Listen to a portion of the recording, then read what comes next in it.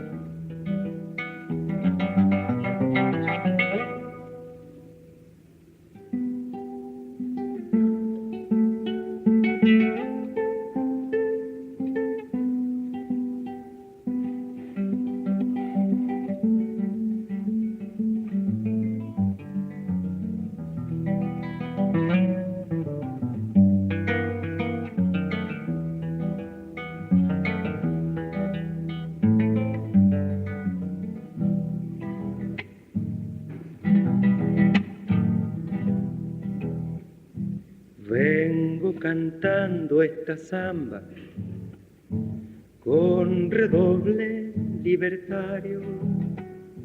Mataron al guerrillero Che, comandante Guevara.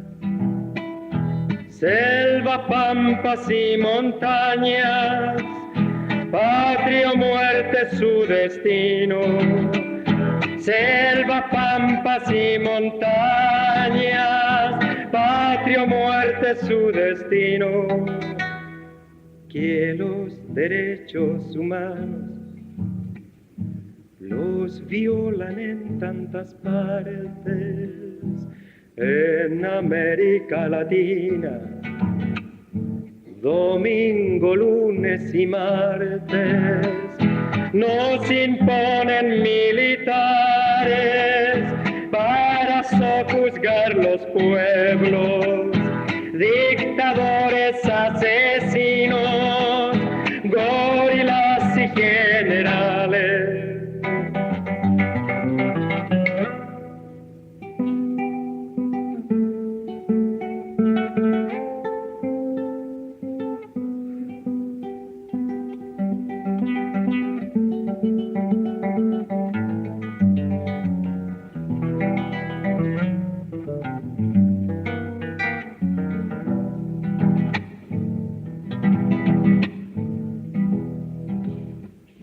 Explotan al campesino, al minero, al obrero. Cuánto dolor su destino, miseria, hambre y dolor. Bolívar le dio el camino y Guevara lo siguió. Liberar a nuestros pueblos del dominio explotador. A Cuba le dio la gloria de la nación liberada. Bolivia también le llora su vida sacrificada. San Ernesto de la Higuera le llaman los campesinos. Selva, pampas y montañas, patria o muerte su destino.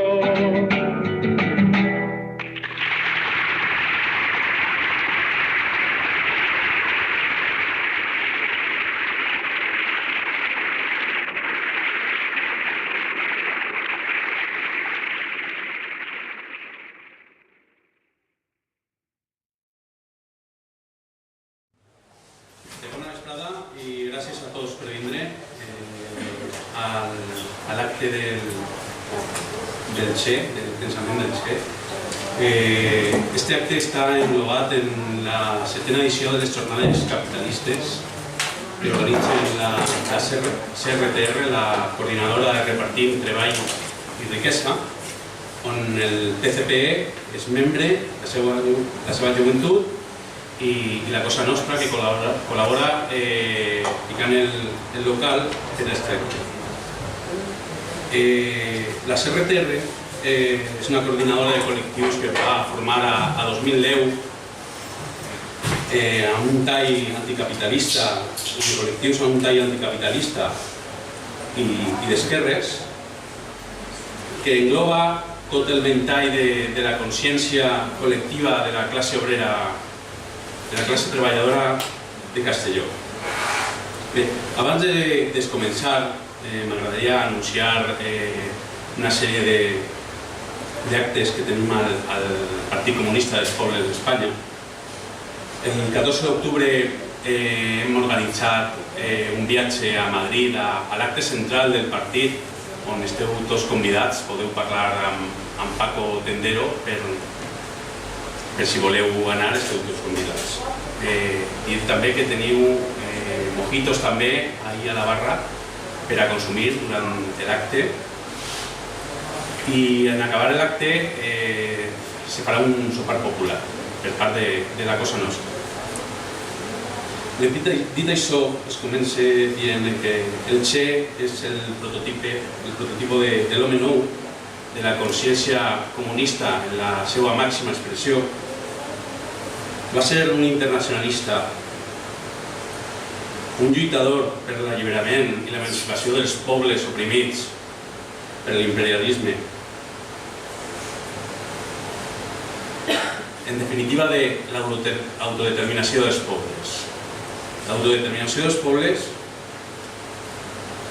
avui en dia està molt present en el panorama espanyol.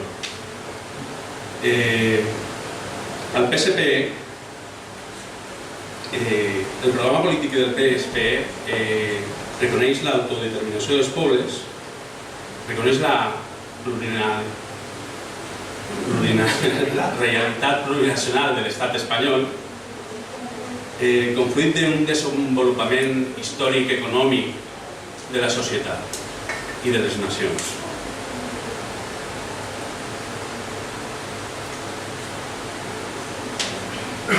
Només des de l'autodeterminació i la sobirania dels pobles podem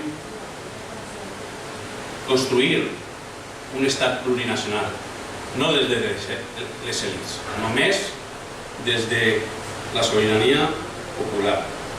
Ya deia Lenin que el proletariado debe reivindicar la libertad de separación política para las colonias y naciones oprimidas por su nación. En caso contrario, el internacionalismo del proletariado quedará en su concepto fuero y verbal. Resultarán imposibles la confianza y solidaridad de clase entre los obreros de la nación opresora y los de la nación oprimida.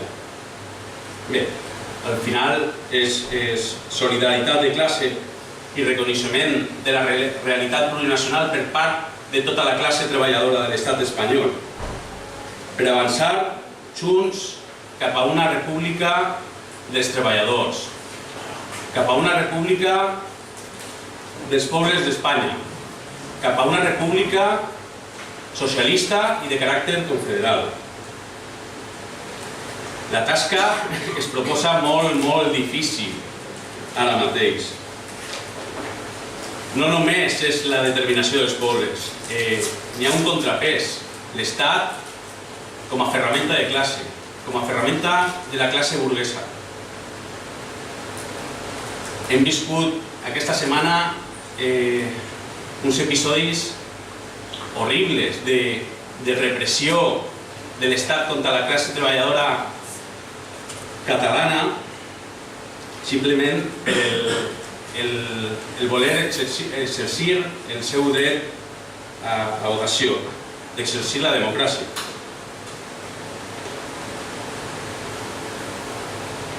Però no només és la repressió en aquest àmbit. L'Estat, quan veu com que és ferramenta de classe de la classe burguesa, quan la classe burguesa veu caure la seva tassa de benefici, la repressió augmenta. Augmenta com a Múrcia.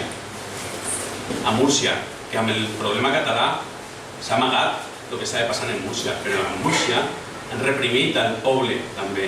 Han reprimit a la classe que s'estava quedant aislada per una via que porta, si no m'equivoque, des de 1862 creuant per enmig de Múrcia i que no ha solucionat l'Estat i que dividís a la classe obrera, dividís a la classe treballadora de Múrcia.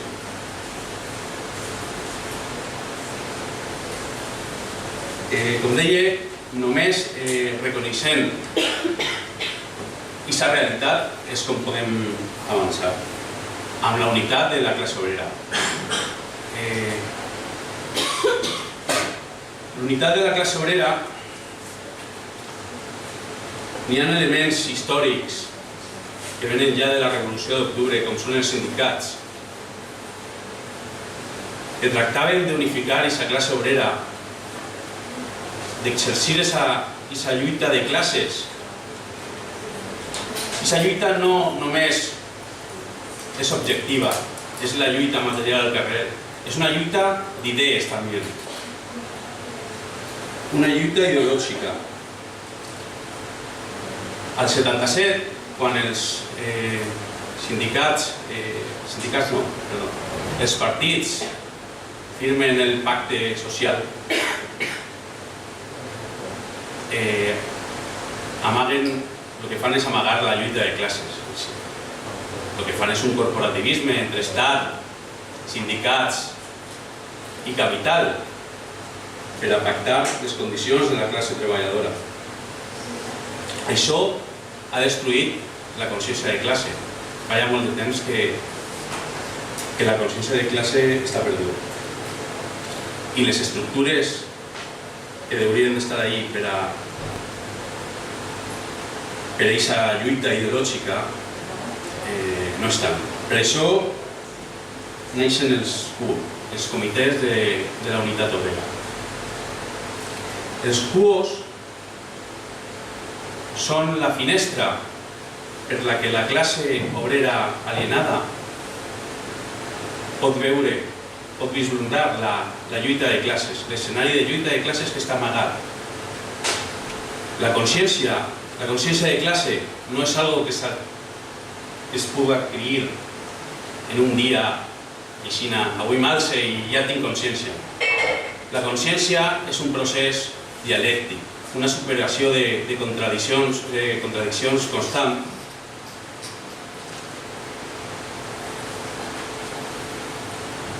Des que algo en el cap a tots s'ha passat, me pareix, ens fa clic i es comencem a veure aquesta lluita per tots llocs.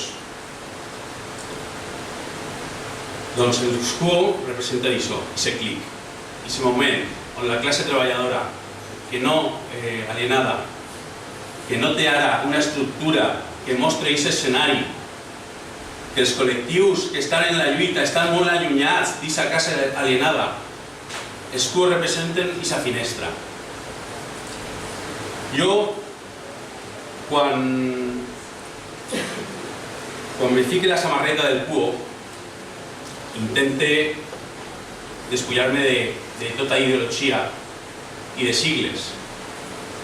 Intente anar a la classe obrera, en classe obrera, per lo que soc, però intente retrotraer-me en el temps, en el moment que el meu cap fa clic. Què vull dir amb això? Vull dir que la consciència dels comunistes, dels marxistes, dels anarquistes, dels socialistes i, en fi, de tota la classe obrera conscient de la seva explotació està molt lluny, objectivament, de la classe treballadora alienada. És per això que és per la nostra responsabilitat com a comunistes, com a anticapitalistes, fer un esforç d'anàlisi objectiu d'on es troba aquesta classe obrera alienada en aquest moment per a poder intervindre i que no es vegin com a algo raro, que és el que es veuen. Sí. Jo us demano a tots, per responsabilitat, per la que emana de la vostra consciència de classe, que vos uniu al PUO. El PUO és la pedra angular de la reconstrucció del moviment obrer. El PUO no és cap institució del Partit Comunista, és independent d'ell, encara que el Partit Comunista, evidentment, els pobles d'Espanya, evidentment, la impulsa. Vull demanar-vos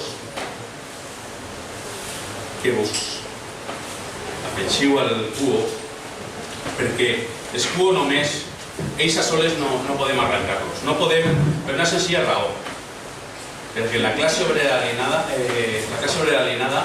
necessita veure per aquesta finestra que realment hi ha un moviment obrer fort darrere. Hi ha una lluita. Si els PUO no n'hi ha una massa prou forta, no se pot veure cap lluita de classe.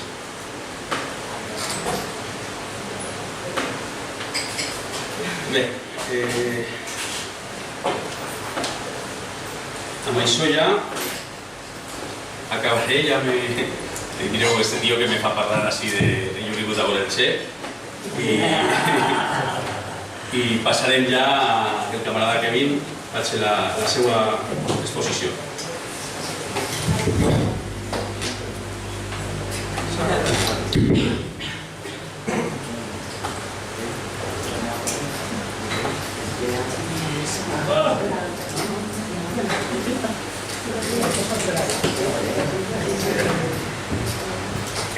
Bueno, gràcies, Santiago. El meu company Santiago ha fet una introducció que tot té que veure en l'escenari de la lluita de classes que ja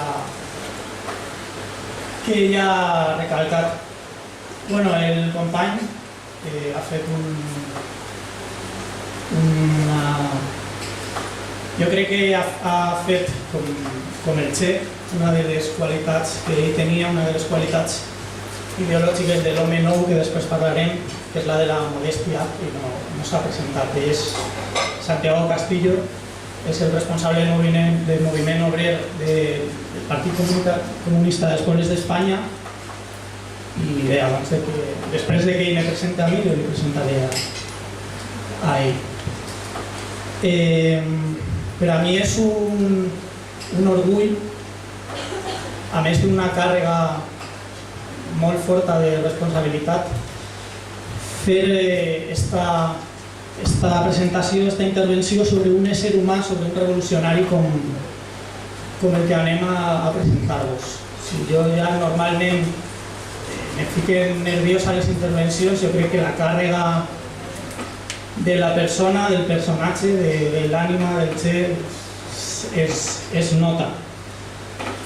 Dit això, vaig a canviar de llengua i a disculpar-me, però tinc tota la intervenció, totes les notes en castellà. Hi havia una alcaldessa de Torrent que deia que disculpara a la gent si ella se passava al valencià perquè ella tenia aquest defecte. Bueno, pues yo tengo el defecto contrario.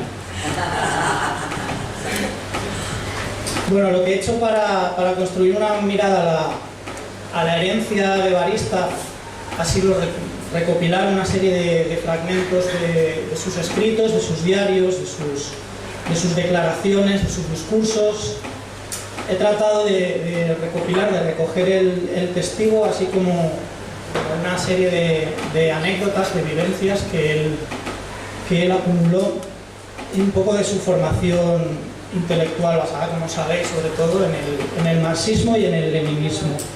Doctrina que no solo fue para él una simple idea a la que someter a estudio, sino que durante su vida, durante su trayectoria, poco a poco se convirtió en una práctica inevitable, en una manera de comportarse.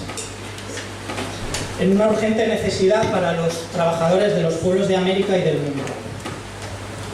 Y bien, sintetizarlo todo no ha sido fácil, no sé si lo he hecho bien, ya me comentaréis. Y bueno, No voy a dar muchas vueltas alrededor de los aspectos biográficos del personaje. Ya sabéis que nace en Argentina, en Rosario, en 1928, que finaliza sus estudios de medicina en Buenos Aires, en fin, una serie de datos concretos que es muy fácil llegar hasta ellos por cualquier vía. Pero sí que convendría detenernos ante ese joven imberbe que con unas gafas de piloto en una moto destartalada el 1 de enero de 1950 decide, con una bicicleta dispuesta de un pequeño motor, recorrer la que fue su primera patria, Argentina. Y que no contento con esto, 2 años después, en compañía de Alberto Granado, su compañero de estudios de la Facultad de Medicina, se aventuraría a conocer todas esas otras patrias que para él formaban una sola. El Che, lejos de sentirse un simple turista, viajaba por América Latina como quien de niño explora nuevos rincones de su casa que todavía no conoce, con esa curiosidad. Iba analizando la realidad de cada ciudad, de cada pueblo, lo fotografiaba todo, los paisajes, las ruinas, las gentes, y en fin, ningún detalle se escapaba a su mirada. El Che no era un turista, no iba a ver monumentos, iba a ver pueblos, iba a ver trabajadores, iba a ver miseria. Y bueno, ¿de dónde sale? ¿Cómo viene? Toda esta hambre, toda esta avidez de analizarlo todo, de someterlo todo a análisis. ¿De dónde salen todas las cualidades que más tarde forjaría como el revolucionario que fue y por lo que todas y todos lo conocemos? Pues vamos a ir un poco más atrás. Este es él, obviamente.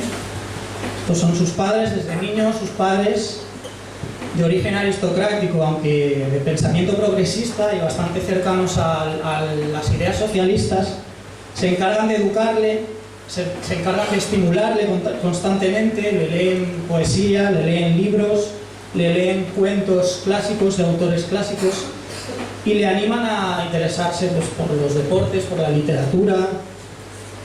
La madre le enseña a leer por su cuenta, ya que debido a la enfermedad crónica que, como algunos o algunas sabréis, él padecía por culpa de una bronquitis que padeció a los 2 años, una pulmonía. Él padecía de asma crónica, entonces él no podía ir a la escuela. Bien, así le van inculcando su pasión por la lectura, su amor por la literatura, la poesía, o en definitiva cualquier cosa con páginas que pudiera encontrar por casa. Además, su familia estará muy unida al exilio español. Su padre crea un comité de ayuda a los republicanos españoles y esto empieza a despertar en el Che, en el que después sería el Che, ciertas inquietudes y dudas infantiles. Esto le hace tomar contacto y sensibilizarse por primera vez y de una forma muy inocente con la realidad social y con las injusticias alrededor del mundo. Según su padre, en su habitación, en la habitación del que entonces solo tenía 10 años, tenía colgados unos mapas de la península ibérica en los que él dibujaba con chinchetas y señalaba lo que para él, en su imaginación, eran las batallas de los republicanos españoles. Sin que nadie lo supiera, se estaba forjando en Ernestito, como le llamaban, el joven que años más tarde se montó en La Poderosa, detrás de Alberto Granado, que ya os he hablado de él, para recorrer el continente latinoamericano. Esto es una indirecta.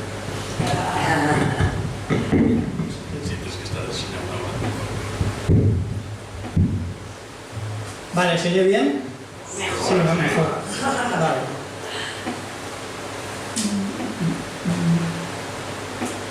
Bien, él que todo lo tenía que anotar, que todo lo tenía que retratar con su cámara. El joven que ya es un hombre de grandes inquietudes revolucionarias.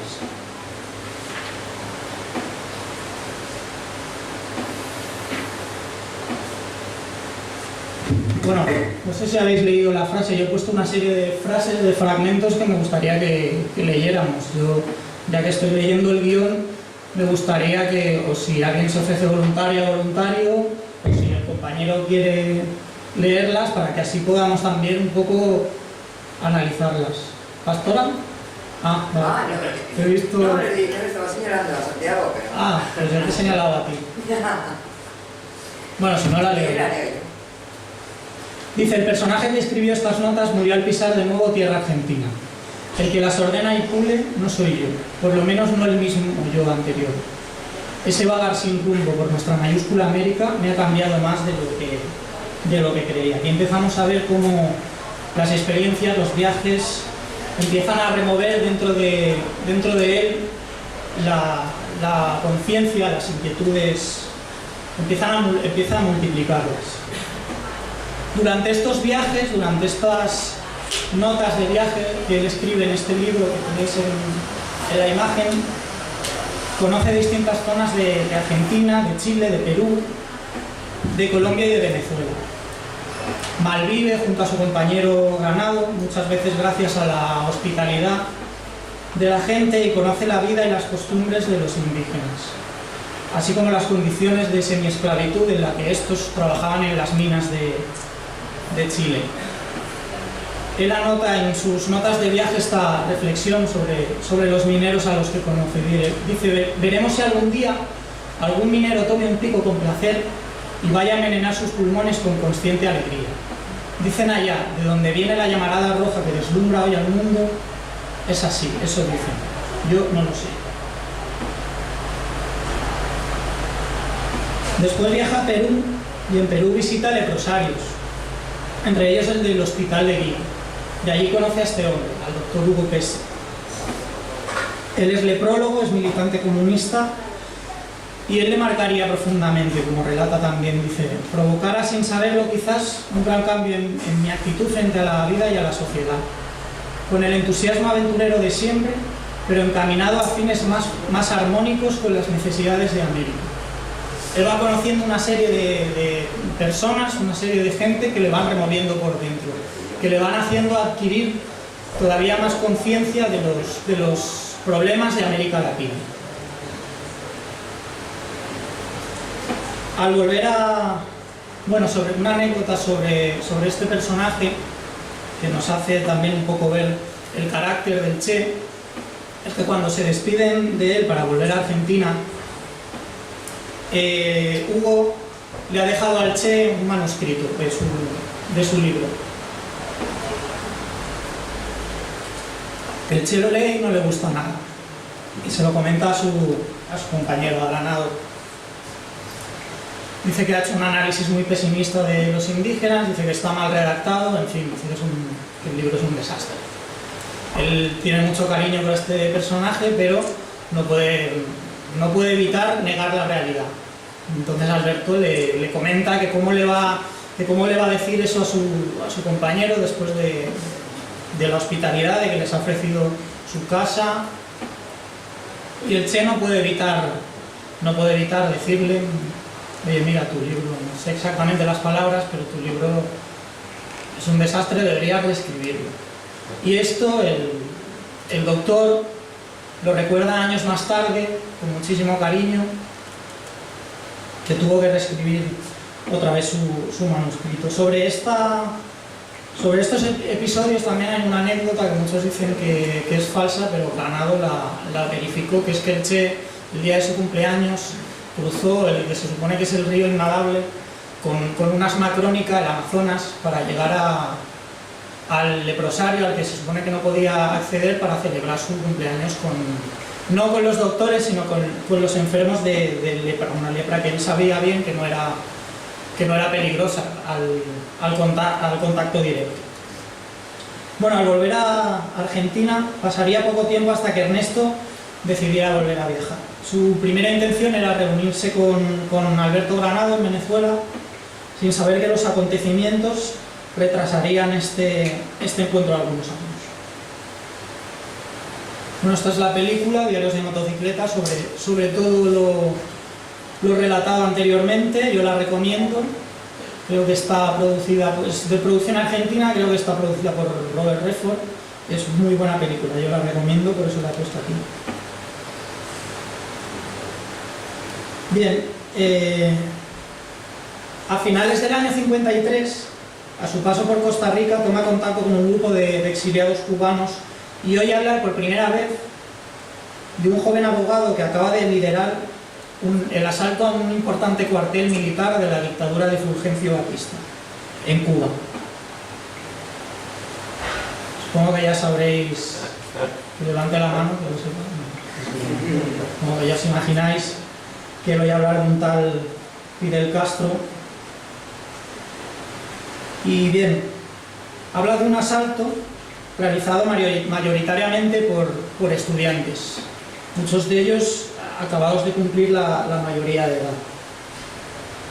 Los exiliados cubanos le relatan el asalto, cómo se prepararon de forma clandestina en Cuba, cómo prácticamente estuvieron a punto de un solo golpe poner en jaque a la dictadura de Batista, y el Che, que todavía no ha adquirido los conocimientos revolucionarios suficientes y la experiencia revolucionaria suficiente, no se lo acaba de creer. Entonces le comenta a los exiliados que no le cuenten historias, que mejor le cuenten una película de vaqueros, porque eso no puede ser así, eso lo están exagerando.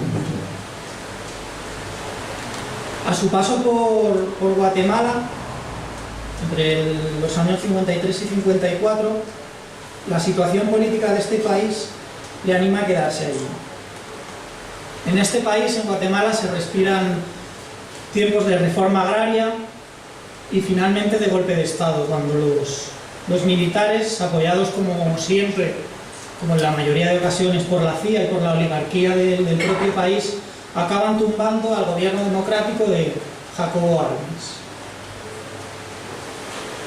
Allí en Guatemala conoce a la que sería su primera esposa, Hilda Gadea, con la que habla y debate sobre Sartre, sobre Mao, sobre Marx y sobre los clásicos del marxismo.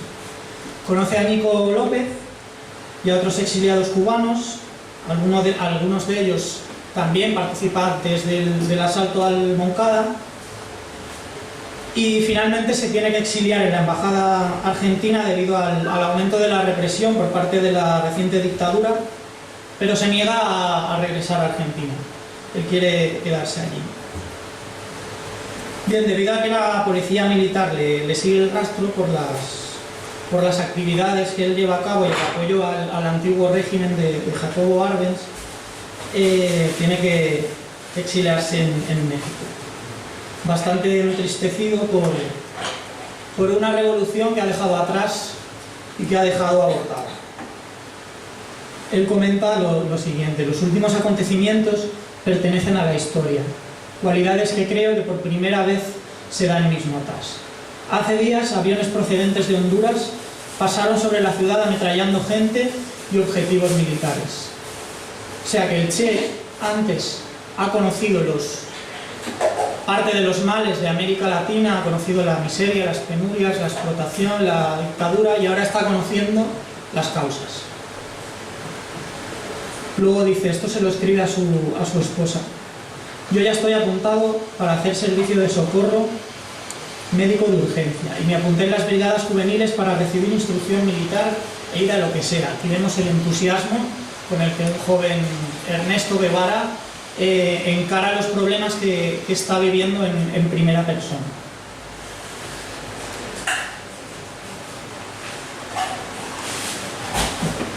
En México, como en Guatemala, trabaja de lo que puede mientras sigue en contacto con los cubanos del todavía joven movimiento 26 de julio. Se llama 26 de julio porque esa es la fecha en la que los cubanos perpetran el asalto al cuartel Moncada. Y allí, por una interlocución típicamente argentina y que también conocemos muy bien en Valencia, le empiezan a llamar el Che. Ahí nace el Che. Ahí nace lo que conocemos como Che Guevara. Allí conoce a Raúl Castro, que no es este, quien se encuentra en México por una amnistía jurídica que saca de la prisión a los jóvenes moncadistas. Y sale de Cuba por las recomendaciones de Fidel, que tarda un poco más en salir de la isla, puesto que él no se encuentra en inminente peligro y trata sin éxito de organizar allí una nueva respuesta armada. El Che, después de largas conversaciones con Raúl sobre el proyecto que se trae Fidel Castro entre manos, se pasa horas leyendo sobre este asalto, sobre la historia y sobre la situación de Cuba. Hasta que finalmente, gracias a un encuentro que organiza el moncaísta y posterior revolucionario, que ya lo he mencionado, Nico López, conoce al mítico Fidel Castro. Sobre él dice: un acontecimiento político haber conocido a Fidel Castro. El revolucionario cubano, muchacho joven, inteligente, muy seguro de sí mismo y de extraordinaria audacia. Aquí vemos cómo le marca desde un primer momento la figura del joven Fidel Castro. Y luego le escribe a Hilda: tenía razón Nico en Guatemala cuando nos dijo que si algo bueno se ha producido en Cuba desde Martí, ese es Fidel Castro. Y aquí hace su primera profecía. Dice: él hará la revolución. También años después de la muerte del Che, Fidel nos cuenta esto. Dice: cuando nosotros lo encontramos en México, él había estado en Guatemala como médico, muy entusiasmado con el proceso político de Guatemala, con la reforma agraria. Fue testigo de la intervención norteamericana, sufrió mucho todo eso. Era algo que llevaba dentro y se sumó rápido a nosotros. Como él dice, en la primera conversación se sumó.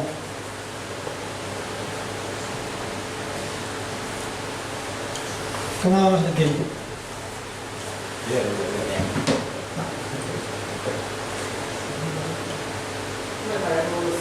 ¿No da tiempo a hacer la revolución? Sí, haremos la revolución. Bueno, luego Guevara es arrestado junto a 28 expedicionarios, entre ellos Fidel. Pasan 57 días detenidos en una prisión de México hasta que son liberados. O sea que todas estas experiencias, el conocer a los moncadistas y a Fidel, hacen que el Che ya está decidido y ahora nos vamos a hacer la revolución. Zarpa el yate Granma, que es un yate adquirido de forma clandestina a un norteamericano y que se llama así porque es el diminutivo de Grandmother, de abuela. Es una anécdota curiosa. Hoy es el nombre del periódico de tirada nacional de Cuba. Bien, participará junto a los cubanos en una revolución armada y campesina en Cuba, entendiendo que para este pueblo no existen otras condiciones para otra vía que no sea la de la lucha armada. Al llegar allí, dice: mi fusil no era de los mejores. Deliberadamente lo había pedido así porque mis condiciones físicas eran deplorables, después de un largo ataque de asma soportado durante toda la travesía marítima, y no quería que se fuera a perder un arma buena en mis manos. Vamos a hacer la revolución. 70 de los 82 hombres que iban a bordo del yate Granma, además de armas, de provisiones, 70 de los 82 hombres murieron en la expedición, en las primeras horas. El primer ataque lo sufren a los 3 días del desembarco en un lugar que se llama Alegría de Pío, puesto que debido a la falta de experiencia, a los rastros que van dejando y a varias delaciones, el ejército de Batista los ha descubierto. Hay una serie de cosas que creo que me voy a saltar.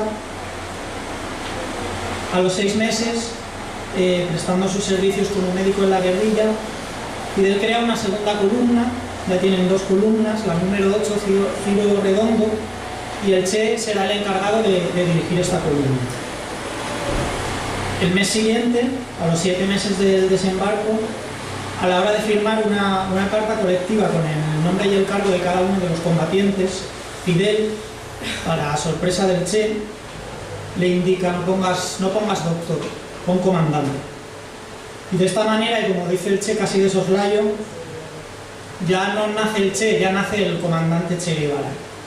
Dice, la dosis de vanidad que todos tenemos dentro hizo que me sintiera el hombre más orgulloso de la tierra sería, el símbolo de mi nombramiento, una pequeña estrella que después él llevará como distintivo en su boina y un reloj de pulsera.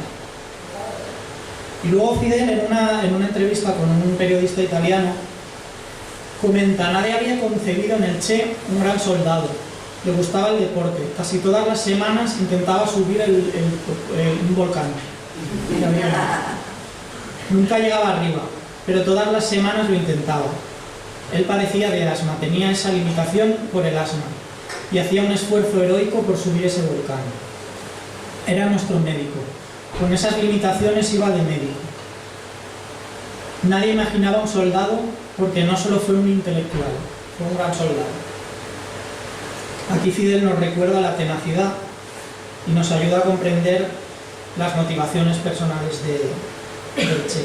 Y poco a poco la guerrilla va estableciendo contacto con los campesinos, que para el Che eran la base de la revolución. Y el deber de la guerrilla era el de incorporar a los campesinos a la lucha guerrillera. Por eso, en medio de la batalla, el Che siempre tenía tiempo para proporcionarles asistencia médica a personas que en su vida habían visto a un doctor, o para alfabetizar a quienes pocas veces habían visto también un lápiz, para enseñarles que la tierra que ellos estaban trabajando era de ellos y no de los latifundistas.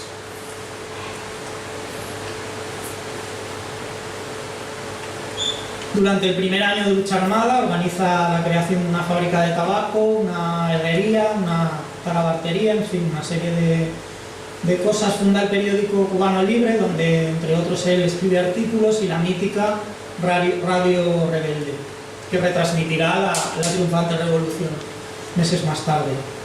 Enseña a leer y a escribir a las tropas. El Che quiere alfabetizar al campesinado de Cuba para enseñarles los motivos de la revolución, pero no quiere un solo combatiente que no sepa y que no entienda los motivos por los que está luchando. Inaugura una escuela militar, a la vez que enseña los motivos de la lucha, enseña las prácticas de la lucha, y funda el primer hospital, por supuesto con él como médico. Los campesinos, los que sufrían las constantes vejaciones del ejército batistiano, se convirtieron en los guerrilleros invisibles que llegaban allá donde la guerrilla no era capaz de llegar. Como anécdota que creo destacable, ya en los últimos meses, a la llegada de la columna del Che a la provincia de Las Villas, ya casi estamos haciendo la revolución, después de haber pasado 47 días andando, prácticamente sin descanso, el Che mantiene una conversación sobre la reforma agraria con el coordinador del movimiento 26 de julio de la zona. Mantienen el siguiente diálogo. Él le dice, Che, pero estas cosas tenemos que hacerlas con cuidado, porque no podemos revelar temprano nuestras intenciones, porque los yanquis nos aplastarían. Y el Che le contesta, ¿qué come mierda eres? Así que tú crees que podemos hacer la revolución a espaldas de los americanos. Las revoluciones verdaderas hay que hacerlas desde el primer momento y que todo el mundo sepa cómo son, porque hay que ganarnos al pueblo. Una revolución de verdad no se puede disfrazar. ¿Por qué he puesto este diálogo? Bien, porque esto demuestra que el Che no solo no quería engañar a sus aliados, a aquellos por los que él luchaba, sino que no quería engañar de ninguna manera a sus enemigos. El carácter de la revolución se proclama oficialmente muchos años después, pero el Che ya lo llevaba en la mente. Al avance de la guerrilla se van sumando la ineficacia y la creciente apatía de las tropas de la dictadura, que entre deserción y deserción van interiorizando su inminente derrota. La dictadura inicia feroces ofensivas sobre los territorios que han liberado los revolucionarios, y a pesar de ello, al entrar en Santa Clara un 28 de diciembre del año 58, se hace un llamamiento por Radio Rebelde a la población. Dice: la situación militar del régimen se está socavando día a día porque sus soldados no quieren pelear. Y a la hora de hacer un pronóstico, el Che solo se equivoca en uno. Dice que cree que será una batalla larga. Los barbudos, como les llamaba el pueblo de Cuba, recorren la ciudad con una evidente desventaja numérica que no les impide la victoria. La guerrilla ha durado 3 años. En ese tiempo hay una evidente victoria ideológica, no solo militar, puesto que los soldados de Batista luchan por intereses principalmente económicos, pero sobre todo por unos intereses que son ajenos a ellos. Al contrario que la guerrilla, que está luchando por unos ideales, que está compuesta de campesinos que están luchando por sus propios intereses. Esto es la clave fundamental de la victoria de una guerrilla que empieza con poco más de una decena de hombres, medio muertos de hambre, con fusiles destartalados, con los que Fidel dice: con esto haremos la revolución. Una frase muy conocida de Fidel.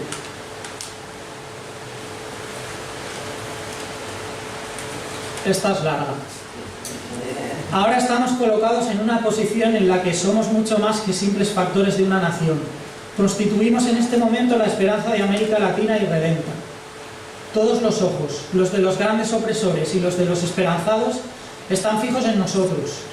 De nuestra actitud futura que presentemos, de nuestra capacidad para resolver los múltiples problemas, depende en gran medida el desarrollo de los movimientos populares en América Latina.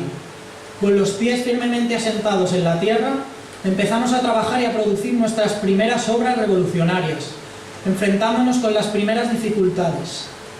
Pueden tener seguridad nuestros amigos del continente insumiso que, si es necesario, lucharemos hasta la última consecuencia económica de nuestros actos, y si se lleva más lejos aún la pelea, lucharemos hasta la última gota de nuestra sangre rebelde para hacer de esta tierra una república soberana, con los verdaderos atributos de una nación feliz, democrática y fraternal de sus hermanos de América Latina.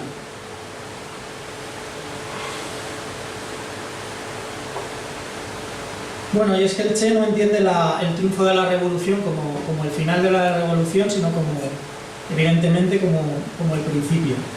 Algunos de sus compañeros, también es una anécdota muy reseñable, que expropian por su cuenta coches y lujos de la dictadura. El Che le recrimina esas actitudes y alguno le contesta a Che: pero es que ya terminó la revolución. Y el Che les dice que de eso nada, que la revolución acaba de empezar, y eso lo sabemos nosotras y nosotros ahora.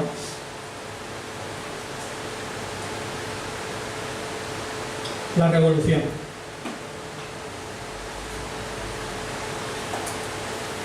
El campesino era el colaborador invisible que hacía todo lo que el rebelde no podía hacer.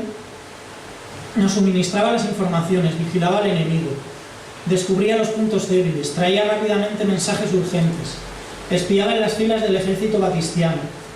La base de la revolución son los campesinos, o sea que el Che en ningún momento pierde de vista el origen, ni tampoco su base teórica. Dice: nuestra posición, cuando se nos pregunta si somos marxistas o no, es la que tendría un físico al que se le pregunta si es newtoniano, o un biólogo si es pasteuriano. Ni tampoco sus objetivos. Esta revolución se propone arrancar de raíz las injusticias, ha referido Fidel, utilizando distintas palabras, pero la misma orientación que José Martí. Logrando el gran objetivo estratégico de la caída de la tiranía y estableciendo del poder revolucionario y el establecimiento del poder revolucionario surgido del pueblo, responsable ante él, cuyo brazo armado es ahora un ejército sinónimo del pueblo. El nuevo objetivo estratégico es la conquista de la independencia económica, una vez más la conquista de la soberanía nacional total.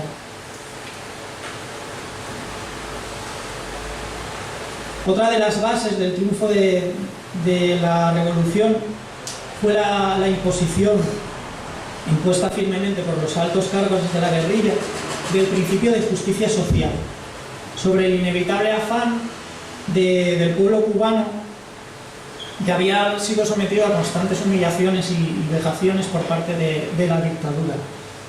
El Che dice por radio y se recomienda al pueblo de las villas contener las explosiones de entusiasmo, así como las manifestaciones de ira popular, en la seguridad de que el ejército revolucionario ejercerá estricta justicia para castigar a los culpables de crímenes de guerra.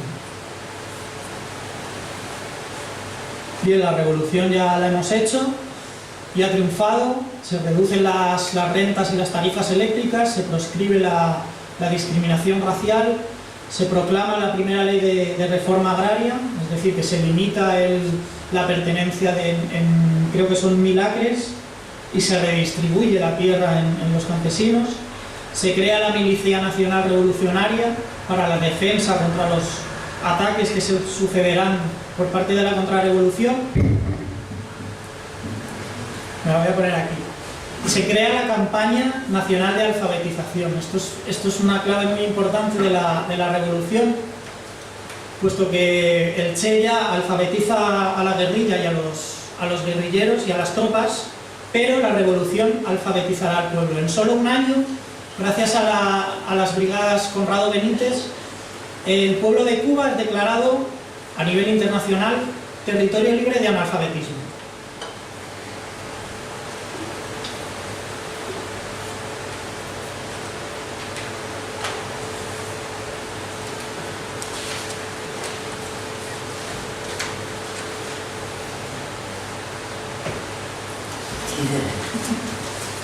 El 4 de marzo de 1960, un barco francés explota en el puerto de La Habana como resultado de un sabotaje, uno de los primeros sabotajes de la contrarrevolución, y uno de tantos, dejando más de un centenar de muertes. En el momento de la explosión, el Che está en una reunión en el Instituto de Reforma Agraria. Después de escuchar la explosión y ver la columna de humo desde donde estaba, se dirige al lugar del atentado y se pasará las siguientes horas dando atención médica a los heridos y al equipo que está dando atención a los heridos. Es decir, que se encargará un poco de gestionar toda esa labor de una masacre que nadie se esperaba. Al día siguiente, durante el cortejo fúnebre, convocado al día siguiente, día en que se proclama oficialmente el carácter socialista de la revolución, un fotógrafo cubano llamado Alberto Corda hace un barrido de retratos entre los carros asistentes al cortejo y sin él quererlo, ya que lo vio después del revelado y le impresionó, tomó el que es uno de los retratos más reproducidos de todo el mundo, que es este.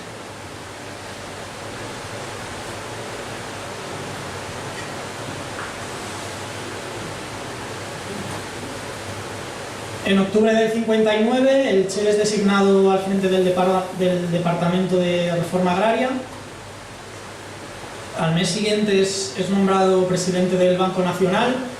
Aquí hay un chiste que contaba Fidel, que dice que en una reunión en la que el Che estaba dormido, preguntó si había algún economista, y el Che se despertó, levantó la mano y se ofreció para el cargo de presidir el Banco Nacional de Cuba. Cuando se vio con el cargo, el Che dijo: yo pensaba que habías preguntado si había algún comunista.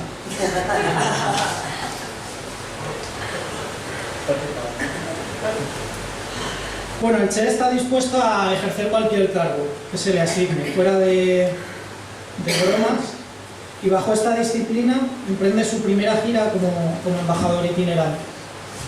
Durante esta etapa, el Che sale a conocer el mundo más allá de todo lo que ha conocido en América Latina, llevando a cabo varias misiones diplomáticas internacionales. A esta etapa de su vida yo la he llamado la etapa internacionalista. Toda nuestra acción es un grito de guerra contra el imperialismo y un clamor por la unidad de los pueblos contra el gran enemigo del género humano. Esto lo lanza años después desde Bolivia por radio en lo que es conocido como el mensaje a la tricontinental. Esto resume el principio de internacionalismo proletario del que vamos a hablar ahora. Aquí el Che caracteriza el imperialismo como el gran enemigo de la clase trabajadora y del mundo, en definitiva. Conoce la India. Aquí le hace una ofrenda floral al que fue un héroe de su infancia, que es Mahatma Gandhi, y sobre él, entonces, ya con la experiencia adquirida, dice: la resistencia pasiva en América Latina no sirve, la nuestra tiene que ser activa. En Japón visita Hiroshima y allí hace un homenaje a las víctimas del que, como sabéis, es uno de los mayores y peores atentados terroristas de la historia de la humanidad, las bombas sobre Hiroshima y sobre Nagasaki, que masacraron las dos ciudades enteras. Y esto le hace también remover la conciencia sobre de lo que es capaz el imperialismo, y en concreto el imperialismo norteamericano. Visita Yugoslavia, aquí lo vemos con Tito. En Pekín, en China, conoce a Mao.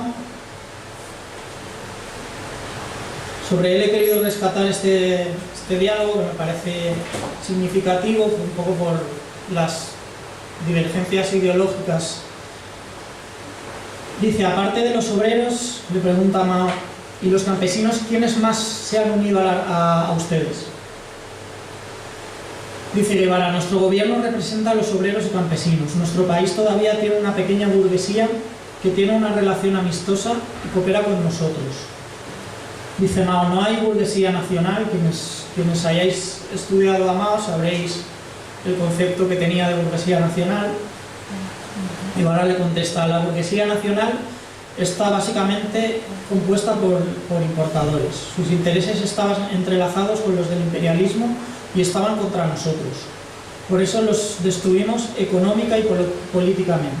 Sabéis que hubo un gran exilio de propietarios a sus amigos de arriba. Dice Mao: ellos eran burguesía compradora, no deben ser considerados como burguesía nacional. Dice el Che: algunos dependían completamente del imperialismo.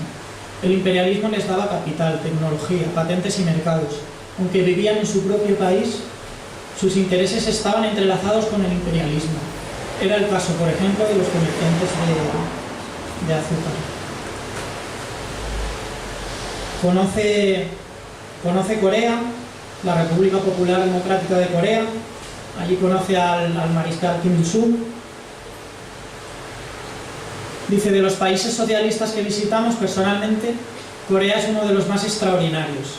Es realmente el ejemplo de un país que, gracias a un sistema y a dirigentes extraordinarios, como es el mariscal Kim Il-sung, ha podido salir de las desgracias más grandes para ser hoy un país industrializado. Tened en cuenta que entonces Corea es un país que está todavía devastado por la guerra. Está saliendo de esa situación.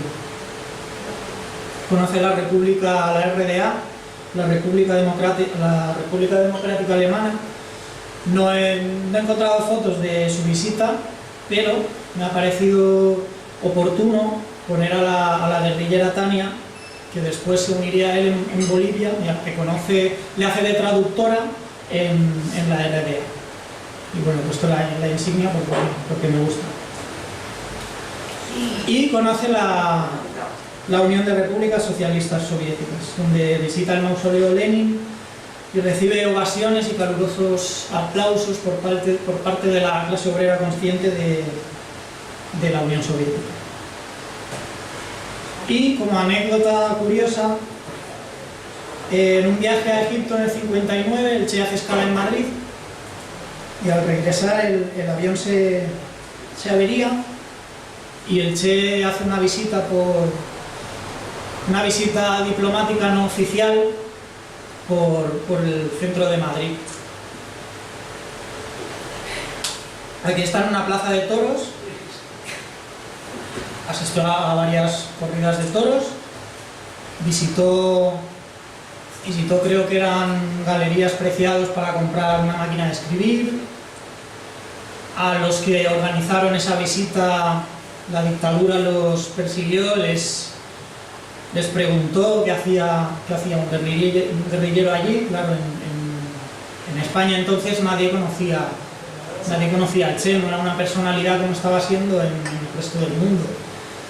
como mucho podía salir Fidel y diciendo que un grupo de exaltados y rebeldes habían derrocado al amigo Batista, pero poca cosa más. Y sobre todos estos episodios hay un documental de televisión española que se llama Un guerrillero en Madrid, que es bastante curioso y relata toda esta visita. Y bueno, a la vuelta pues le espera este cargo, el de presidente del Banco Nacional, que compagina con actas, con la escritura de un manual sobre la guerra de guerrillas y con intensivos estudios de matemáticas. Además, realiza varias horas a la semana de trabajo voluntario. Para el Che, el trabajo voluntario es la expresión genuina de la actitud comunista ante el trabajo, en una sociedad donde los medios fundamentales de producción son de propiedad social, es decir, una sociedad socialista. Se niega a acumular los sueldos de sus cargos, de forma que solo cobra los 440 pesos de su salario como comandante, de los cuales cada mes 100 pesos están destinados a su familia, a su esposa y a su hija. Rechaza una casa que se le asigna, es una antigua mansión de la dictadura de Batista, y en lugar de esto se instala en una casa más pequeña y paga unos 50 pesos de alquiler. En el año 62 pronuncia un discurso para la conmemoración del segundo aniversario de la UJC, en el cual llama a ser la vanguardia de la revolución. Aquí no han venido camaradas de la juventud del partido, pero lo leeré igualmente porque me parece reseñable. Dice: la Unión de Jóvenes Comunistas tiene que definirse en una sola palabra: vanguardia. Ustedes deben ser la vanguardia de todos los movimientos, los primeros en el trabajo, los primeros en el estudio, los primeros en la defensa del país, ser un ejemplo vivo, ser el espejo donde se miren los compañeros que no pertenezcan a las juventudes comunistas, ser el ejemplo donde puedan mirarse los hombres y mujeres de edad más avanzada que han perdido su cierto entusiasmo juvenil.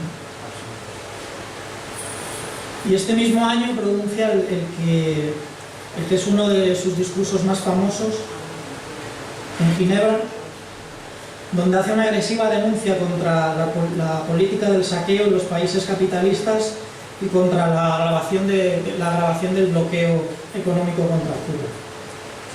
En esta intervención destaca también la ausencia en este foro de países como China, como la Corea socialista, como Vietnam o como la República Democrática Alemana, y remarca constantemente las contradicciones entre los países socialistas y los países desarrollados. Entendemos claramente, y lo decimos con toda franqueza, que la única solución correcta a los problemas de la humanidad en el momento actual es la supresión absoluta de la explotación de los países dependientes por parte de los capitalistas desarrollados. La segunda la hace en Nueva York, y en este discurso, que también es un constante ataque contra el imperialismo norteamericano y sus agresiones no solamente contra Cuba, sino también contra Camboya, contra Vietnam, contra el Congo y también contra las colaboraciones con el gobierno con la política del apartheid en Sudáfrica o con las dictaduras sudamericanas. En este discurso dice: nuestros ojos libres se abren hoy a nuevos horizontes y son capaces de ver lo que ayer nuestra condición de esclavos coloniales nos impedía observar, que la civilización occidental esconde bajo su vistosa fachada un cuadro de hienas y chacales, porque nada más que ese nombre merecen los que han ido a cumplir tan humanitarias tareas. Animal carnicero que se ceba con los pueblos inermes. Eso es lo que hace el imperialismo con el hombre.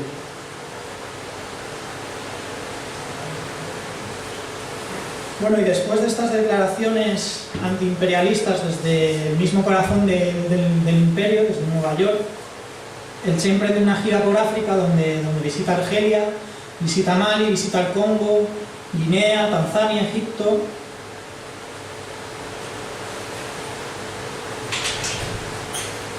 Y otro de sus grandes discursos es el de la Conferencia Afroasiática de Argelia, el 24 de febrero del 65, que nos deja una de las mejores reflexiones sobre el imperialismo yo creo que desde Lenin.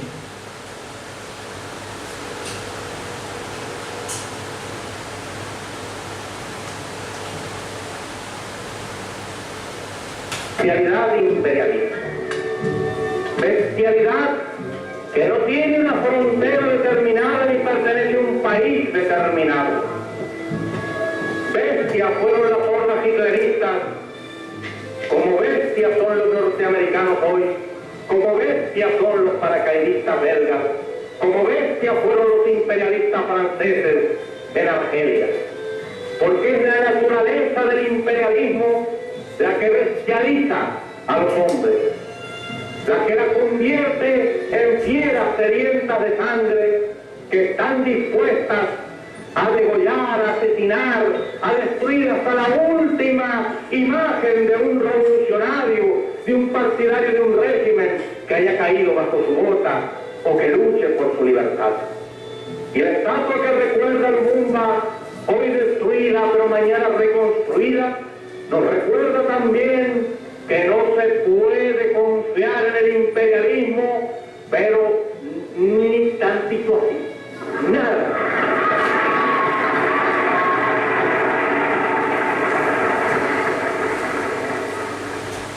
Bestialidad imperialista.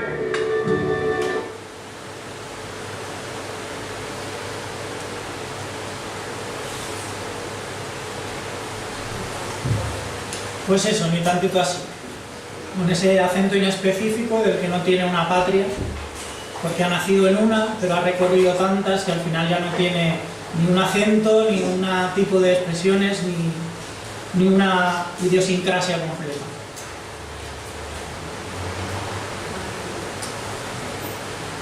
Estamos en la época africana y se entrevista con numerosos cabezas de Estado y con varios movimientos revolucionarios lumumbistas.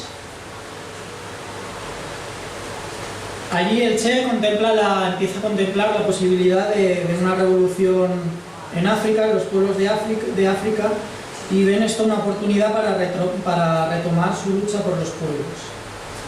Dice, si hay un lugar en el mundo donde se puede cortar el rabo al imperialismo, ese es el Congo. Al retorno, pasa poco tiempo en Cuba, apartado de la vida pública, mantiene una larga reunión con Fidel y sale de allí con la firme decisión de irse en secreto al Congo a combatir.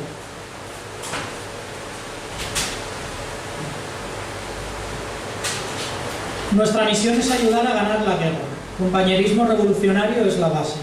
La modestia revolucionaria debe dirigir nuestro trabajo político y debe ser una de nuestras armas fundamentales, complementando el espíritu de sacrificio que no solo sea ejemplo para los compañeros congoleños, sino también para los más débiles de nosotros.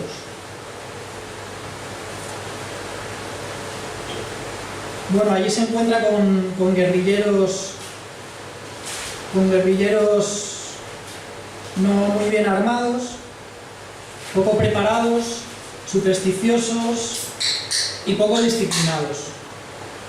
Después de la confirmación de la posibilidad de una guerrilla fructífera en el Congo, el guerrillero es prácticamente obligado a rendirse. Dejará el sabor de su derrota en un manuscrito titulado Pasajes de Guerra Revolucionaria, el Congo, que se publicará 3 décadas después de su muerte. Allí deja frases como esta. Esta es la historia de un fracaso, pero está matizada de observaciones y de espíritu crítico, ya que estimo que si alguna importancia puede tener el relato, es el permitir extraer una serie de experiencias que sirvan para otros movimientos revolucionarios. Es decir, que el Che extrae todo menos pesimismo. Y nos vamos a Bolivia. Por eso, porque la derrota no disipa en el Che la idea que ha estado siempre latente en su cabeza, la idea de llevar la revolución a todos los pueblos oprimidos del mundo, y sobre todo Latinoamérica. El Che cree que la revolución en Latinoamérica no puede terminar en Cuba. Si en un principio la idea del Che es utilizar Bolivia como plataforma de impulso para las guerrillas en Perú, distintos factores de carácter político, distintas disputas internas con el Partido Comunista de Bolivia hacen que el Che contemple la posibilidad de concentrar en Bolivia el foco guerrillero. A los meses de encontrarse allí, el Che envía el que será el discurso que he mencionado antes, el discurso el ataque más radical contra el imperialismo, el mensaje a la tricontinental, en el cual, además de honrar a los valerosos pueblos que han luchado y luchan por su soberanía, reclama una batalla sin tregua contra las fuerzas invasoras de los países desarrollados, especialmente en el continente latinoamericano. Y dice: América Latina, continente olvidado por las últimas luchas políticas de liberación, que empieza a hacerse sentir a través de la tricontinental en la voz de la vanguardia de sus pueblos, que es la Revolución Cubana, tendrá una tarea de mucho mayor relieve, la de la creación del segundo o tercer Vietnam del mundo, es decir, la derrota de facto del imperialismo norteamericano.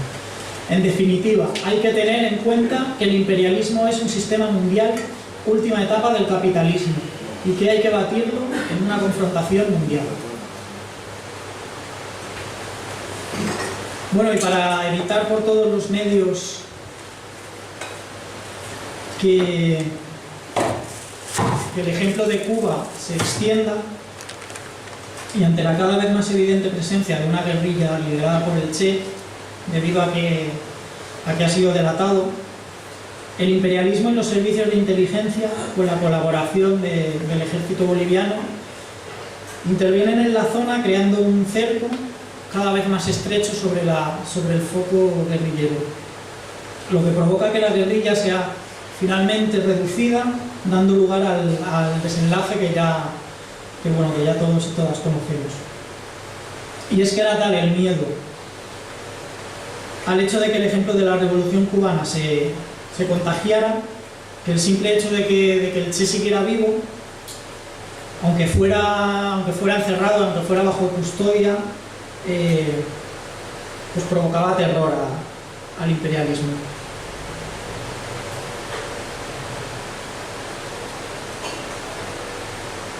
Entonces mataron al hombre, pero como estamos intentando plasmar aquí, no mataron a la idea y tampoco mataron la herencia revolucionaria. El Che es capturado un día como hoy, tal día como hoy, hace 50 años, ante el desconocimiento de la idiosincrasia del campesinado boliviano. Se suman las traiciones entre sus filas por parte de militantes de supuestas organizaciones obreras y revolucionarias, y el desenlace pues ya lo conocemos. Pero bueno, la herencia nos queda ahí, sobre todo la herencia más importante que nos dejó el Che a los revolucionarios, a las revolucionarias, a los comunistas y a los comunistas, a quienes participamos en movimientos sociales,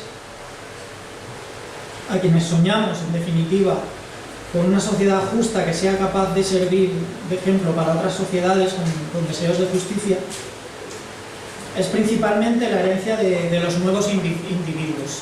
El compañero lo ha mencionado, la herencia de lo que él califica como el hombre nuevo, y la mujer, añadimos, nueva.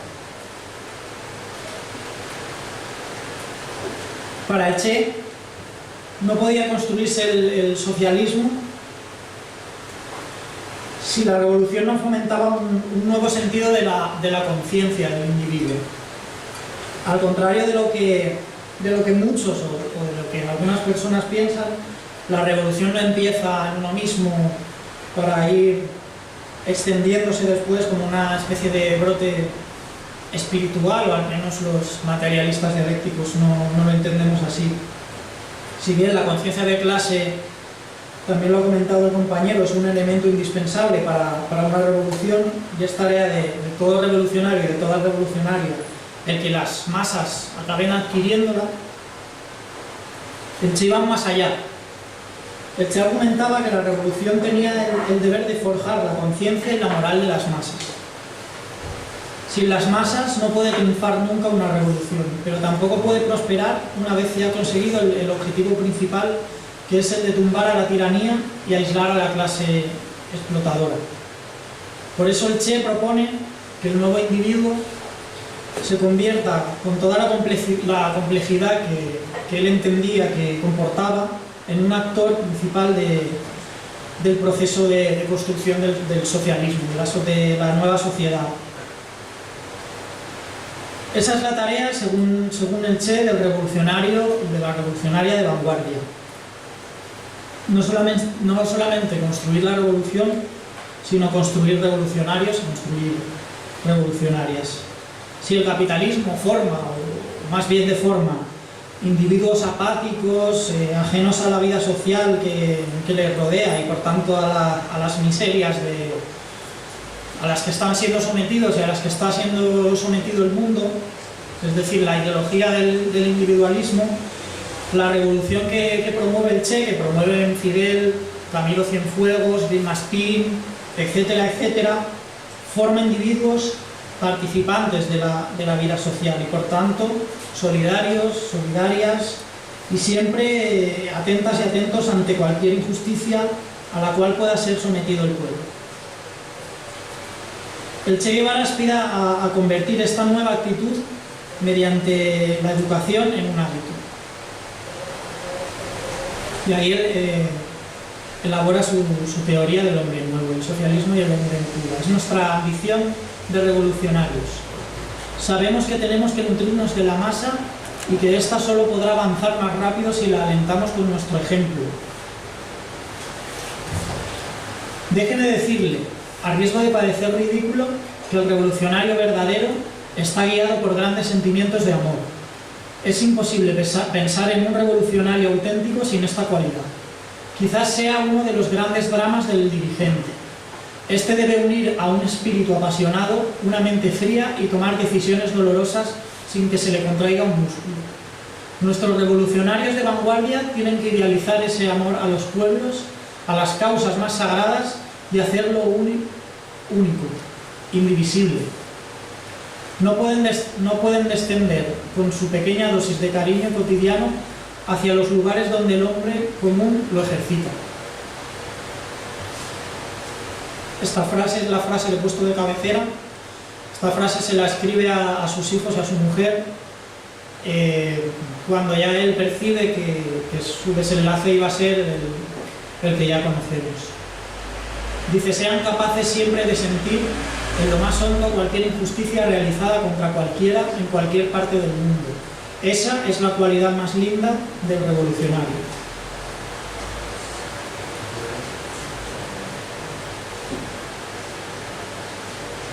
Y ya para acabar, quien nos está hablando hace 5 años tuvo la suerte de visitar Santa Clara, de visitar Cuba, de visitar el proceso, la revolución y de visitar la provincia de Las Villas, Santa Clara. Estuve en el memorial del Che Guevara, ante el cual se encuentra este cartel. Esto es una frase de Fidel que dice: queremos que sean como el Che. Se lo decía a los jóvenes cubanos. Bueno, pues desde el Partido Comunista de los Pueblos de España y sus juventudes, nosotros también queremos ser como el Che y también queremos que seáis como el Che. Hoy, 8 de octubre, lo que esta vez estamos conmemorando es el día precisamente en que cayó en combate. Según los informes fidedignos que hoy se poseen, en realidad lo asesinaron al día siguiente. Después que lo hicieron prisionero por encontrarse desarmado y además herido, su arma había sido anulada en el combate. Por eso ha quedado ya como una tradición que sea el 8 de octubre el día en que se conmemore el aniversario de aquel dramático hecho, el aniversario del asesinato de Ernesto Che Guevara. Muchas gracias.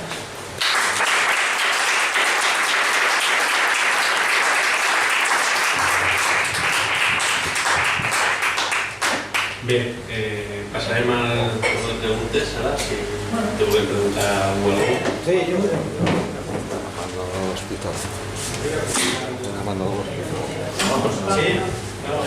Sí, voy a contar alguna anécdota, ¿no? Por ejemplo, cuando se trasladan a Estados Unidos para intentar volver con el Granma, es detenido, y es muy curioso porque en la cárcel, que poco se aborda el tema, pues había una polémica internacional sobre hacia dónde iban a URSS y tal, y el Che, con una pasión bestial, que tuvo un debate con los distintos carceleros, ¿no?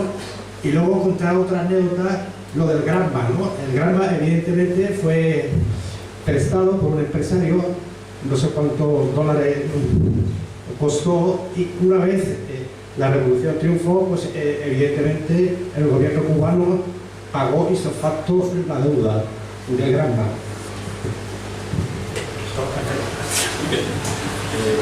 Sí, es cierto, y además lo que se puede ver en el Museo de La Habana de la Revolución es una réplica. El barco encalló y no se pudo recuperar, pero sí, es cierto, es cierto. ¿Alguna pregunta més? No. ¿Por qué se dice que era homófobo? Pues yo no lo sé. Si te soy sincero, no he visto escritos, declaraciones, testimonios que justifiquen estas declaraciones. Es posible que hubieran prejuicios, que él tuviera prejuicios, que los guerrilleros tuvieran prejuicios. De hecho, el propio Fidel Castro habló de este tema muchísimos años después y reconoció que la revolución no había abordado determinados temas, sobre todo en materia de género, como lo debía haber hecho la revolución ya triunfante. Del Che no te puedo contestar porque no lo sé, pero sí que sabemos que una revolución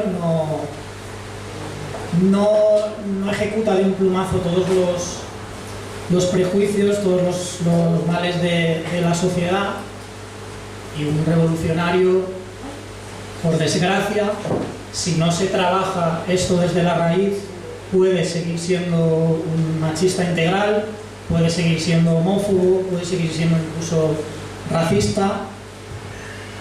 La revolución trabajó el tema de la mujer años después con la creación de la Federación de Mujeres Cubanas, pero no se trabajó el tema también en unos años en los que prácticamente pues no se trabajaba en ningún movimiento social la cuestión LGTBI. Hoy sí que sabemos, bueno, no sé hasta qué punto conoces la Revolución Cubana, pero está el CNSEX, que fue creado por se me ha olvidado el nombre y eso que tuve el placer de conocerla, pero es la sobrina es la hija de Raúl Castro y la sobrina de Fidel, Mariela Castro. El CNSEC lo fundó Mariela Castro y ahí se trabaja la cuestión de la concienciación del colectivo LGTBI. Bueno, después, por no evadir el tema, antes, durante la Revolución y antes de la Revolución, en Cuba era común que los homosexuales no prestaran el servicio militar. Esta costumbre, que yo considero y creo que aquí todas y todos consideramos lamentable, no logró superarla la Revolución. Entonces los homosexuales no prestaron el servicio militar. Ahí es donde se le recriminó a Fidel que la Revolución había perseguido a los homosexuales, los había metido en campos de concentración. Hay incluso películas de propaganda, creo que una... No, esta no es sobre la... Bueno, no, ¿es el chocolate? No, No, es una protagonizada por Bardem sobre un escritor que aborda este tema, que aborda pues, casos de tortura, en fin. Pero bueno, se ha hablado, yo te recomiendo la entrevista a Fidel Castro con el periodista, bueno, 100 horas con Ignacio Ramonet, 100 horas con Fidel, que hablan bastante sobre esta cuestión y Fidel la aborda sin ningún tipo de tapujos. Somos revolucionarios y aprendemos de los procesos, tanto de los triunfos como de los lamentables errores que tienen las revoluciones. No te he contestado a lo del Che porque no lo sé.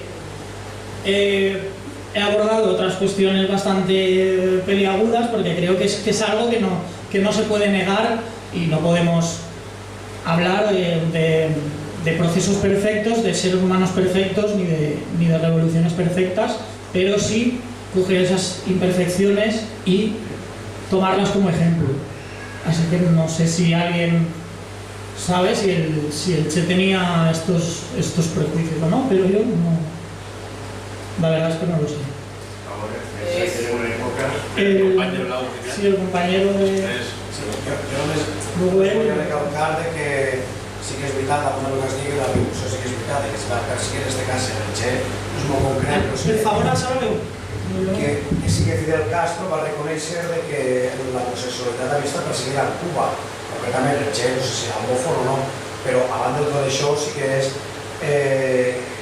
de fet que en tota Sud-amèrica per al rol, per cultura o el que sigui, l'homosexualitat en tota Sud-amèrica i en tot el seu conjunt, i inclús dins de tots els moviments revolucionaris, comunistes o el que sigui, no ha estat ben vist.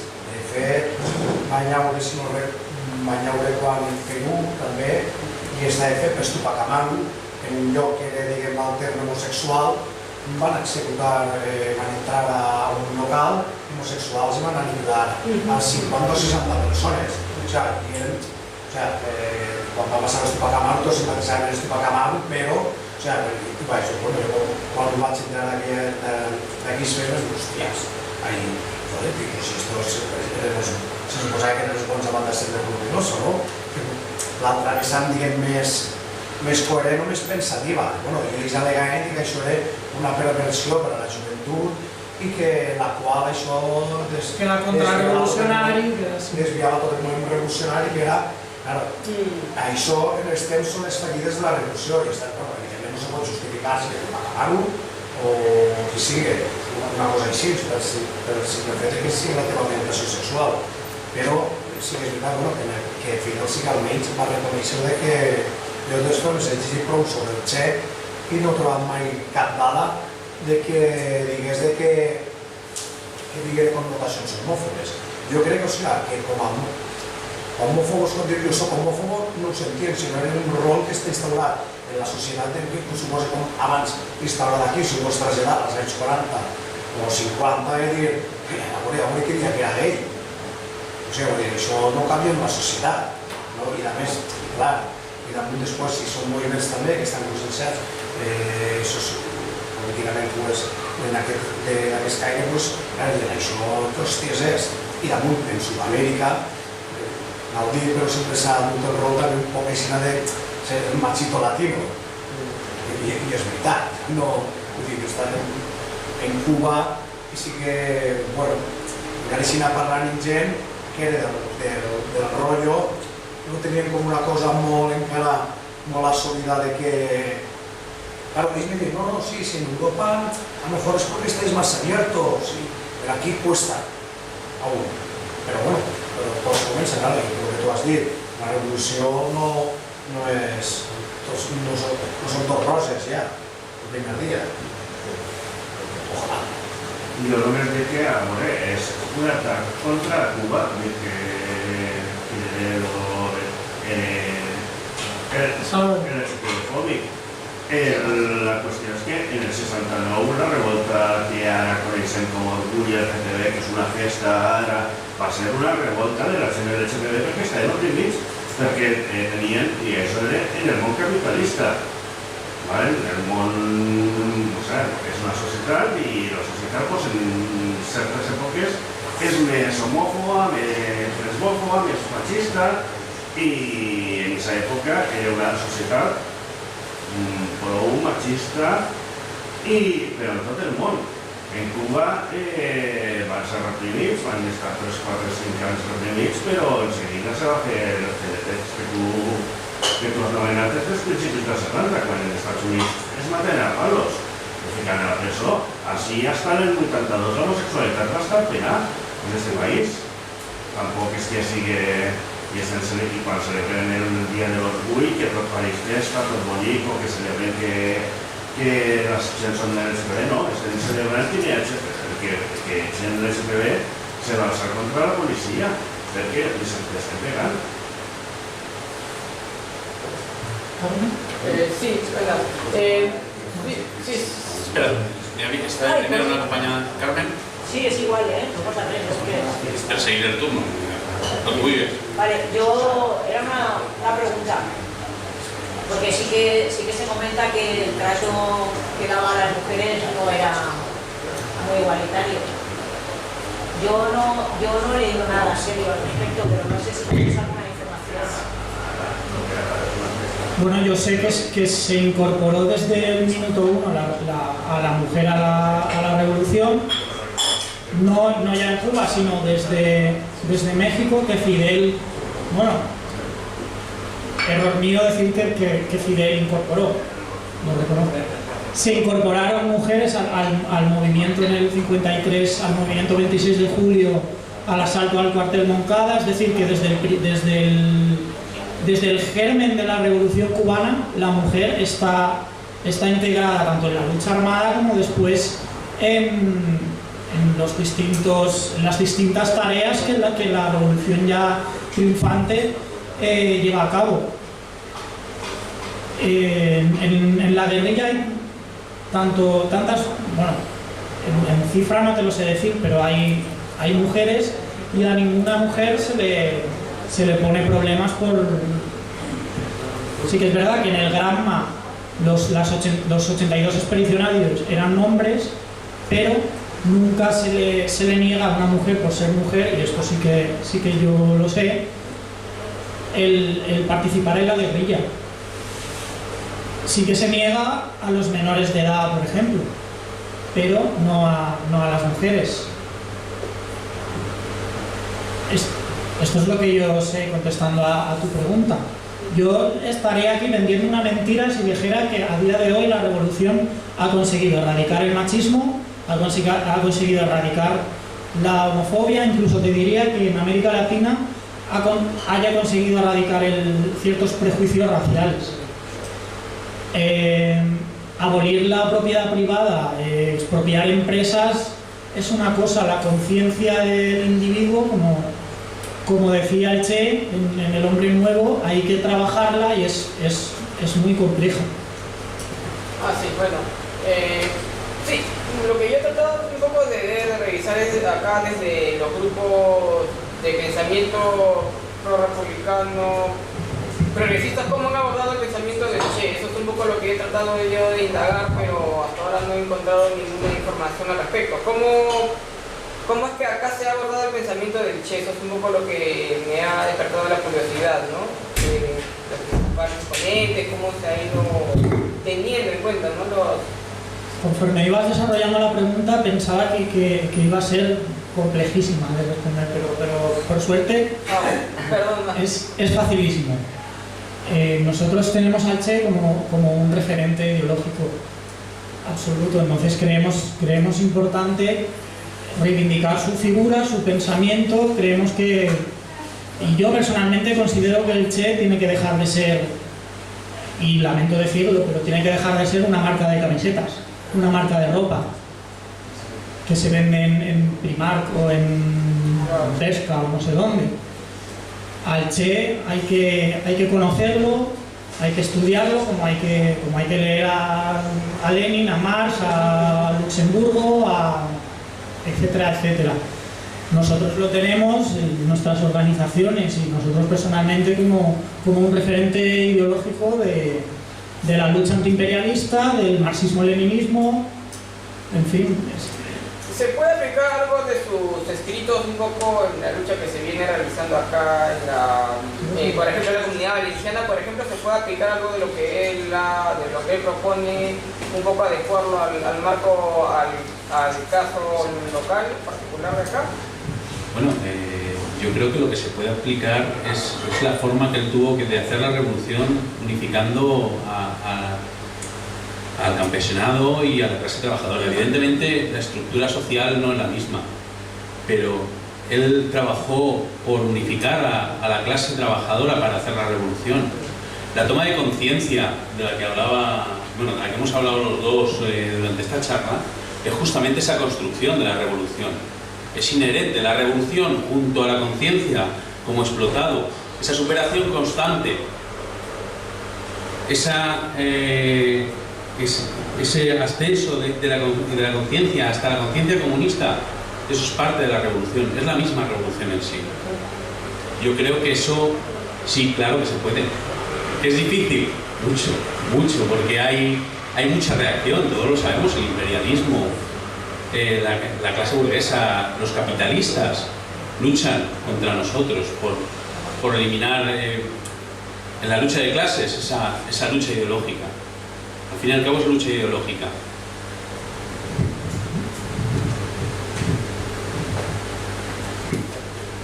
Un poco a lo que ha dicho el compañero, sí que diría de que creo que todo lo que pasó en ese momento histórico en el momento dado, que fue Cuba, ¿vale? Él lo analizó en el contexto en el que estaba en la situación de la que se podía desvalorizar Sudamérica, en este caso Sudamérica, Europa. Claro, que ya estamos hablando del año 50 y tantos, ahora que estamos en 2017. Las estructuras cambian, las estructuras sociales, económicas y culturales cambian mucho. Por lo tanto, lo que ahí sí que se puede extraer es lo que sí que es la conciencia ideológica y cómo no caer, digamos, yo qué sé, digamos, en el capitalismo más salvaje o entender el imperialismo. Hoy en día sí que son cosas vigentes. El actual continúa ahogando a pueblos.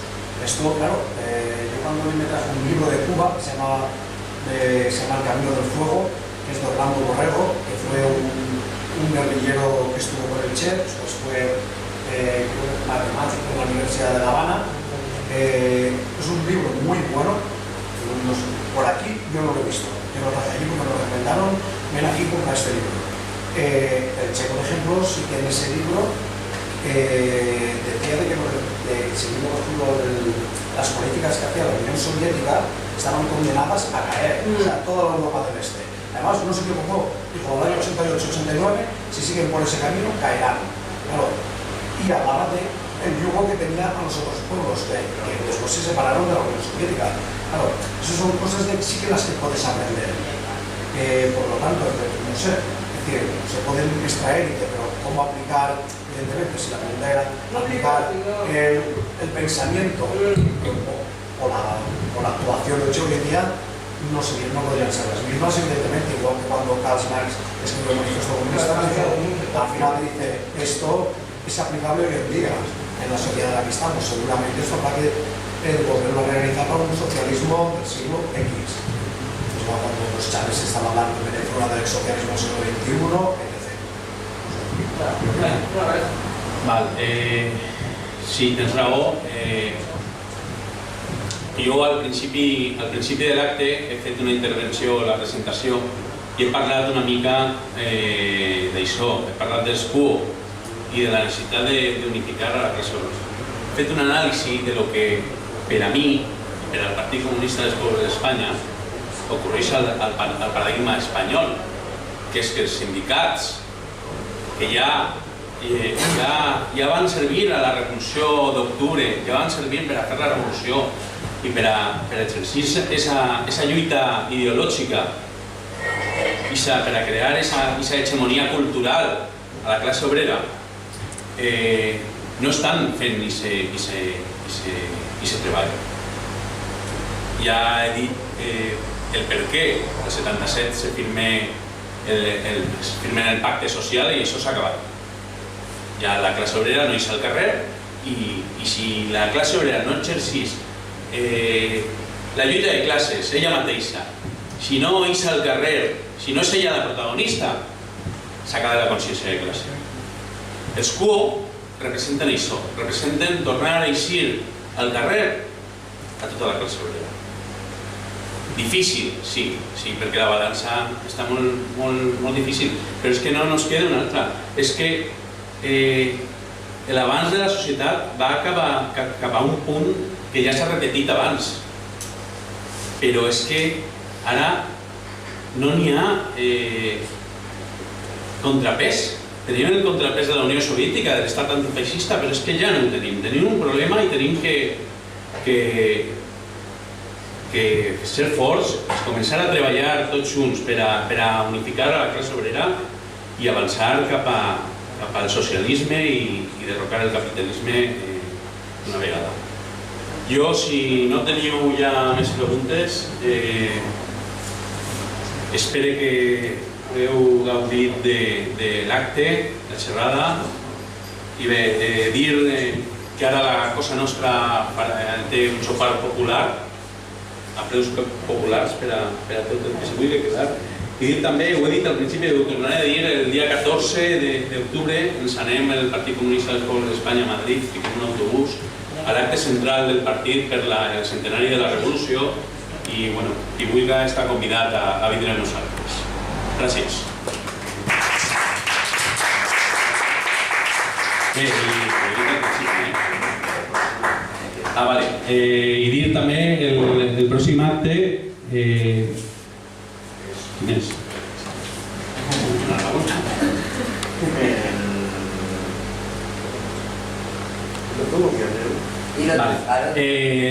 El pròxim acte marcat dins de la 7ª edició de les jornades anticapitalistes seran el dimarts 10 d'octubre amb l'acte Les Avantguardes a la Revolució d'Octubre, al local de la Flama, ¿no? Sí. Organitzat per el Partit Comunista del País Valencià.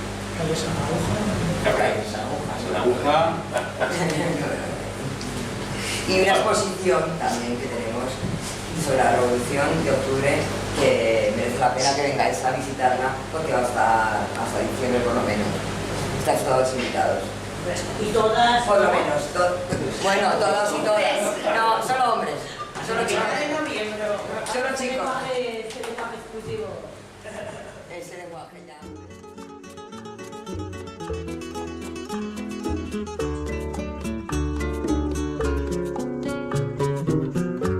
Aprendimos a quererte desde la histórica altura donde el sol de tu bravura le puso cerco a la muerte. Aquí se queda la clara, la entrañable transparencia de tu querida presencia, comandante Che Guevara.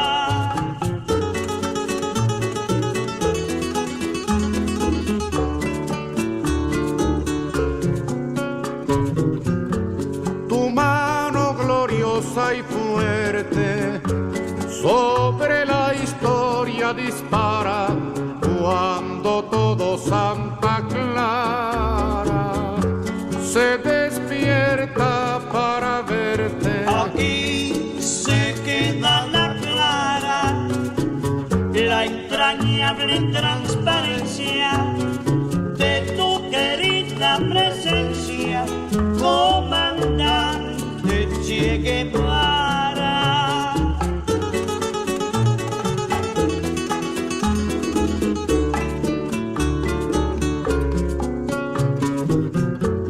Vienes quemando la brisa con soles de primavera para plantar la bandera con la luz de tu sonrisa. Aquí se queda la clara, la entrañable transparencia de tu querida presencia, comandante Che Guevara.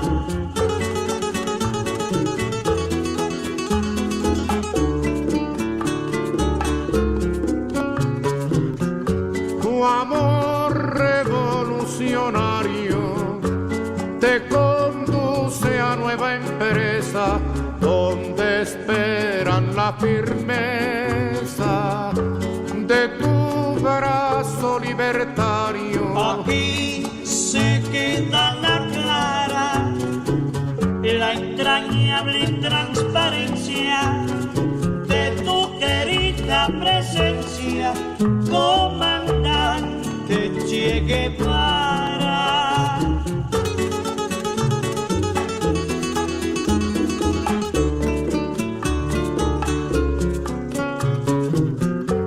Seguiremos adelante, como junto a ti seguimos, y con Fidel te decimos, hasta siempre, comandante. Aquí se queda la clara, la entrañable transparencia de tu querida presencia, comandante Che Guevara.